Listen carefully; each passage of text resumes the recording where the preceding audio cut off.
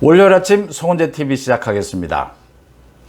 국민의힘 이준석 대표의 윤리위 징계가 3일 앞으로 다가오면서 많은 분들이 궁금해하고 좀 헷갈려하는 부분들이 있습니다.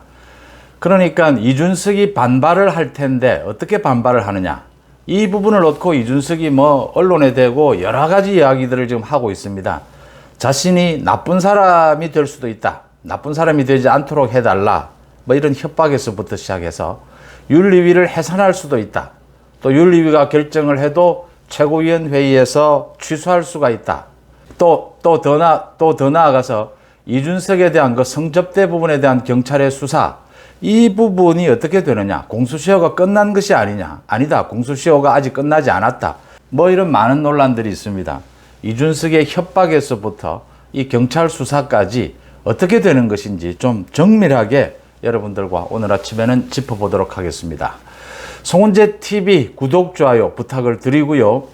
그러니까 이준석이 이 부분에 대해서 자신이 어떻게 반발할 것인가에 대한 부분에 대해서 이준석이 언론에 나와서 어제까지 계속해서 같은 이야기를 반복해서 이야기를 하고 있습니다.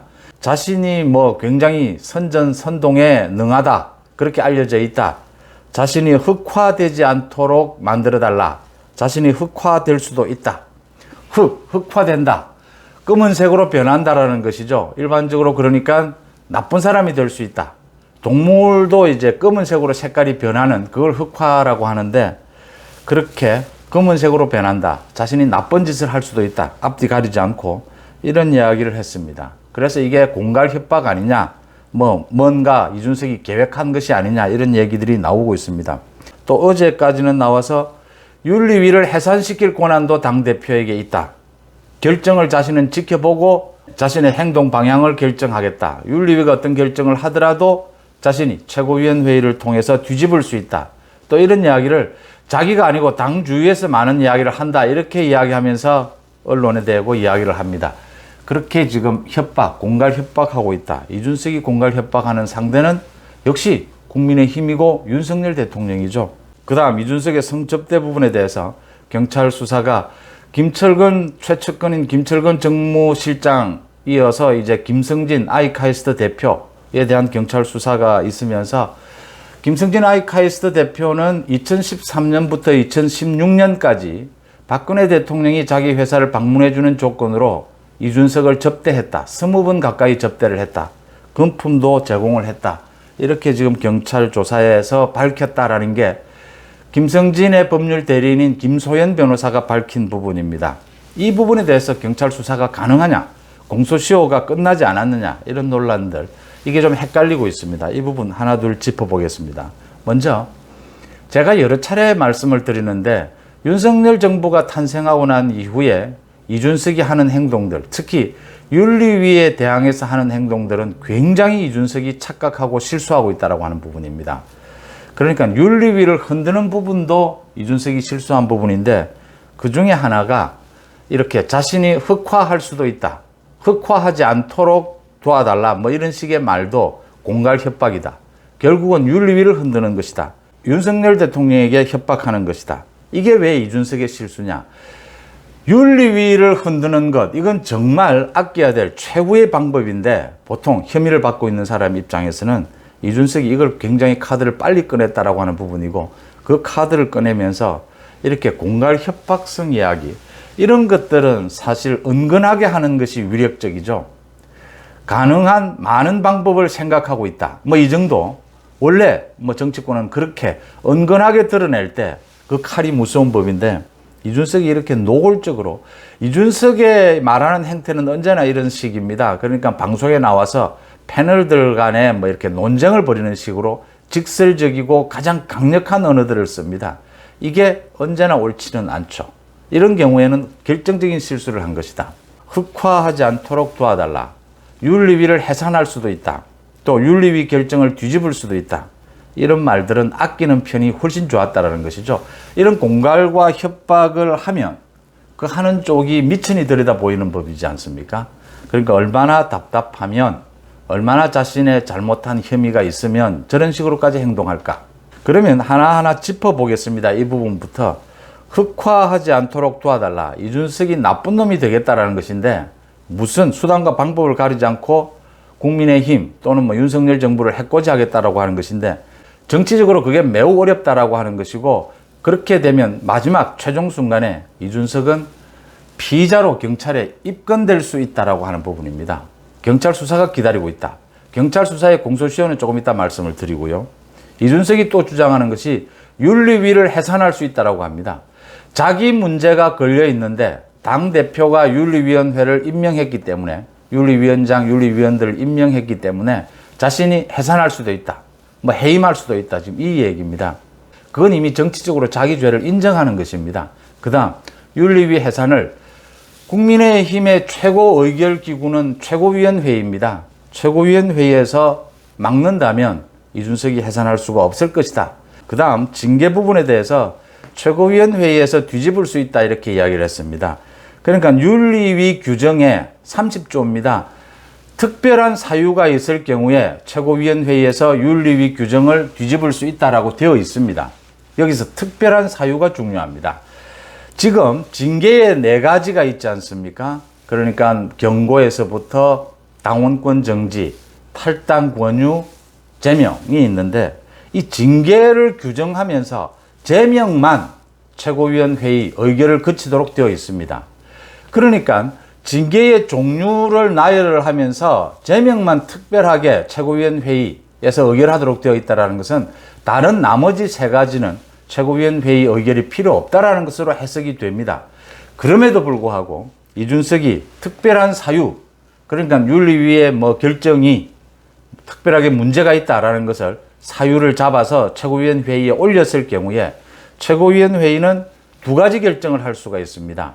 그러니까 이건 최고위원회의에서 의결할 사안이 아니다라고 할 수도 있고 받아들여서 최고위원회의에서 의결할 수도 있는 겁니다.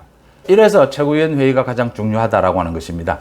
그러니까 윤리위 해산에서부터 윤리위 결정을 뒤집는 것까지 모두 사실상 최고위원회의에서 결정이 될 것이다.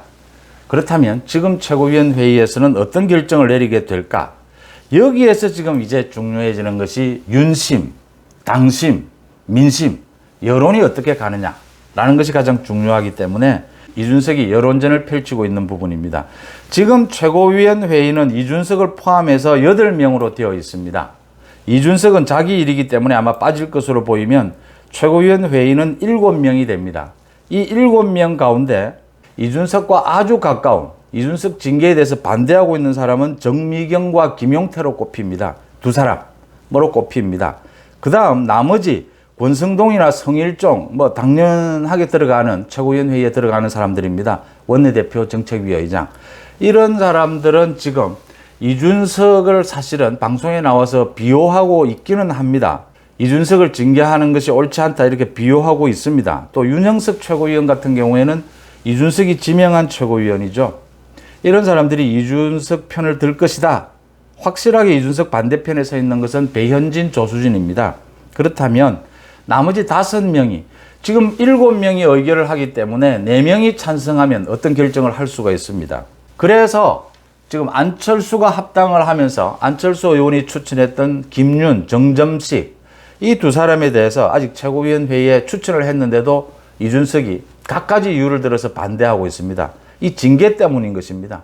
최고위원회의에서 의결을 해야 될 상황이 오면 그 2명이 들어오게 되면 이준석은 압도적으로 불리해진다 이렇게 생각을 해서 뭐 별다른 별 터집도 아닌 것 정점식이 국민의 당이 아니고 국민의힘의 의원인데 추천할 수 있느냐 뭐 이런 핑계를 들어서 지금 반대를 하고 있습니다. 그래서 10명이 되지 않고 지금 8명이 되어 있는 상황입니다. 그러면 중요한 것은 김용태와 정미경은 제외시켜 놓더라도 이건 뭐 이준석과 가장 가까운 척이라고 하니까 제외시켜 놓더라도 권성동이나 성일종 정책위의장, 윤영석 최고위원 같은 경우에 어떤 결정을 하게 될까?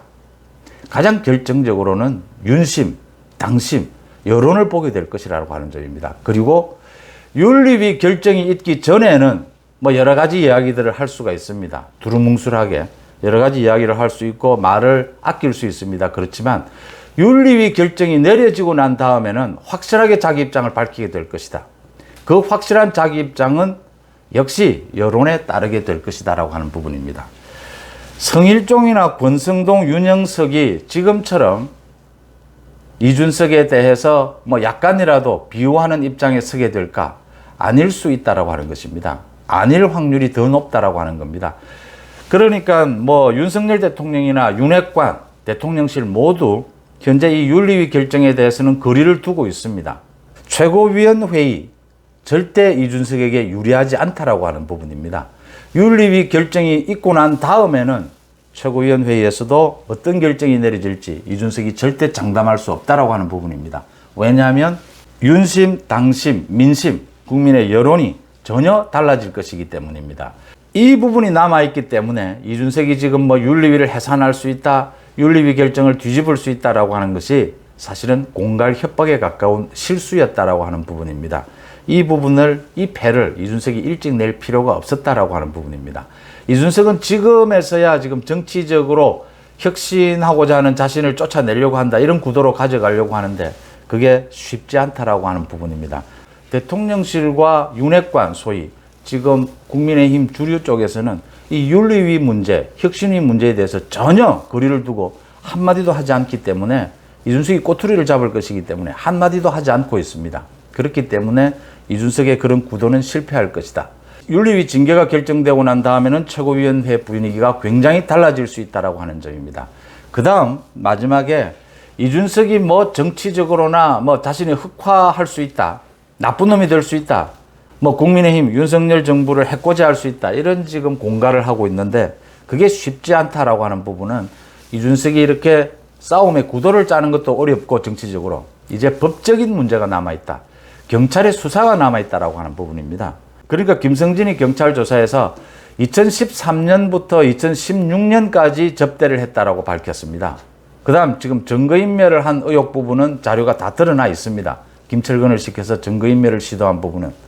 이런 부분에 대해서 이제 논란이 되는 것이 공소시효가 어떻게 되느냐라는 부분입니다. 이게 알선 수재에 해당한다는 것이거든요. 박근혜 대통령이 아이카이스트 회사에 좀 오도록 부탁을 하면서 접대를 했다. 그러면 알선 수재에 해당을 한다. 이 특가법입니다. 알선 수재는 공소시효가 7년입니다. 이준석이 지금 주장하는 것은 2013년에 접대를 받았다면 이미 7년이 지났다, 공소시효가 지났다라고 하는 부분입니다. 그런데 지금 경찰이 보고 있는 것은 2016년까지 접대가 계속되었다면 동일한 범죄라고 하는 겁니다. 동일한 성격의 동일한 연관성을 가지는 범죄이기 때문에 그러니까 공소시효가 더 늘어난다. 2016년부터 공소시효를 계산해야 된다라고 하는 부분입니다. 그렇게 계산을 하면 공소시효가 2023년까지 늘어난다라고 하는 점입니다. 이 점이 이제 이준석으로는 아픈 대목이다. 지금 경찰의 결정에 따라서 이준석에 대해서 성상납 부분을 피의자로 입건할 수 있다라고 하는 부분입니다. 김철근은 이미 입건을 했습니다. 피의자로 입건을 했습니다. 이준석도 피의자로 입건할 수 있다라고 하는 부분입니다. 정치적으로도 싸울 수 있는 구도가 만들어지지 않은 상황에서 윤리위 결정은 성상납이라고 하는 얘기가 계속 반복되면 반복될수록 이준석에게 불리한 그런 성격의 내용인데다가 경찰의 수사, 공소시효가 2023년으로 늘어날 수 있다. 경찰이 이 부분을 들여다보고 있는 겁니다. 이준석이 여차하면 피의자로 김철근에 이어서 입건될 수 있다는 부분이 이준석의 결정적인 발목을 잡게 될 것이다. 두 가지입니다. 이준석은 뭐 갖가지 자기가 나쁜 짓을 할 수 있다, 해코지를 할 수 있다라고 협박하고 있지만 최고위원회의가 윤리위 결정이 있고 난 다음에는 최고위원회의의 분위기가 완전히 달라질 것이다라고 하는 점입니다. 최고위원들은 앞으로도 계속 국민의힘에서 정치를 해야 될 사람들입니다. 최고위원들이 어리석은 결정을 할 일은 없다. 지금 최고위원들은 거의 말을 아끼기 시작했습니다. 마지막까지 이준석을 편든다면 정미경, 김용태 정도가 아니겠느냐. 그 다음 경찰이 이준석을 성상납 부분으로 피의자로 입건할 수 있다라고 하는 부분, 구속시킬 수도 있다라고 하는 부분이 이준석에게는 결정적인 치명타가 될 것이다. 이렇게 해석이 되는 대목입니다. 이준석이 몇 집은 좋습니까? 이준석이 지금 끝까지 버티겠다, 끝까지 버티고 있는데 나니까 뭐 버티는 것이다, 이렇게 이야기하면서 버티겠다라고 하는 각오를 계속 내비치고 있는데 지금 윤리위의 결정이 거의 예상되고 자신이 반발하는 것이 거의 무력화될 것이다라는 것이 보여지는 만큼 이준석이 최종 어떤 결정을 할지는 한번 계속 지켜봐야 될 대목이 아닌가 이렇게 보입니다. 이준석 징계를 둘러싼 여러 가지 좀 이렇게 해석이 엇갈리는 부분에 대해서 여러분들과 함께 한번 짚어봤습니다. 송은재 TV 마칩니다. 고맙습니다.